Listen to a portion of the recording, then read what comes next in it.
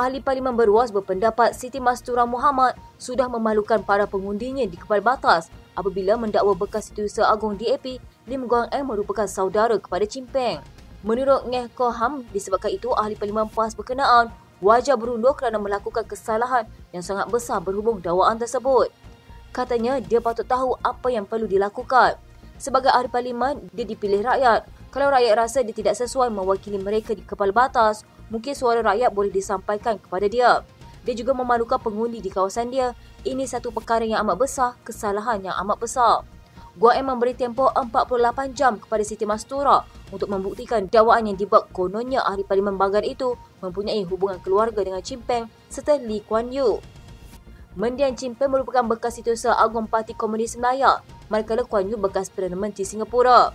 Siti Mastura membuat dakwaan itu semasa terlibat dalam program PAS di Kemaman, Terengganu dan rakaman video ucapan tersebut tular di media sosial. Turut dikaitkan dengan dakwaan itu ialah bapa Guang Eng, Lim Kit Siang. Pengerusi Lajnah Perpaduan Nasional Dewan Muslimat PAS Pusat itu juga mendakwa Guang Eng juga mempunyai hubungan keluarga dengan ramai pemimpin DAP lain termasuk Setiausaha Agung parti itu, Anthony Loke, Naib Pengerusi Ngah Komeng dan Teresa Kok.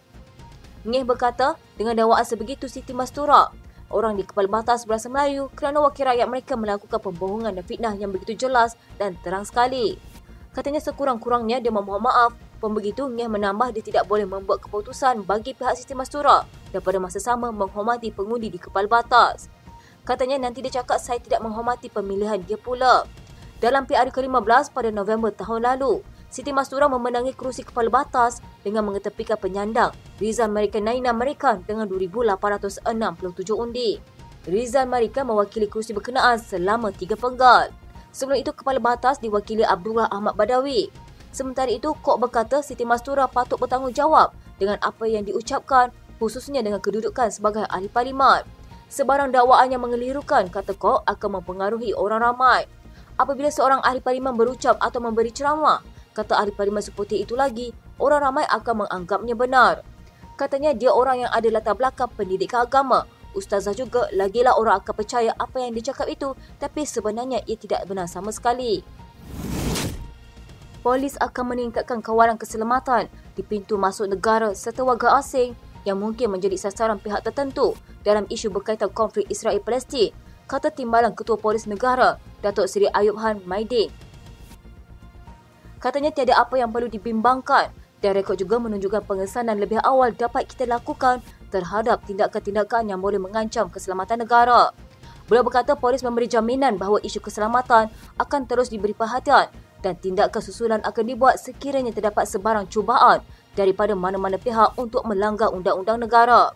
Sementara itu, Ayub berkata pihak polis telah menyerahkan kertas siasatan kepada Jabatan Peguam Negara berhubung kes seorang lelaki yang disyaki membuat hantaran berbau ugutan jenayah terhadap Menteri Pendidikan Fadlina Siddiq. Beliau berkata pertuduhan akan dibuat mengikut Seksyen 507 Kanun Kesesaan dan Seksyen 233 Akta Komunikasi dan Multimedia 1998. Dan beliau mengingatkan orang ramai supaya menggunakan medium media sosial hanya untuk perkara yang menjurus ke arah kebaikan. Katanya ada perkara yang boleh dikongsi secara terbuka, ada tempat kita boleh luahkan perasaan kita. Namun kepada sesiapa yang menyebarkan perkara tidak berfaedah, anda boleh ditangkap dan dituduh di mahkamah. Terdahulu seorang individu berusia 28 tahun di Setapak telah direman selama 3 hari bagi membantu siasatan berhubung hantaran itu.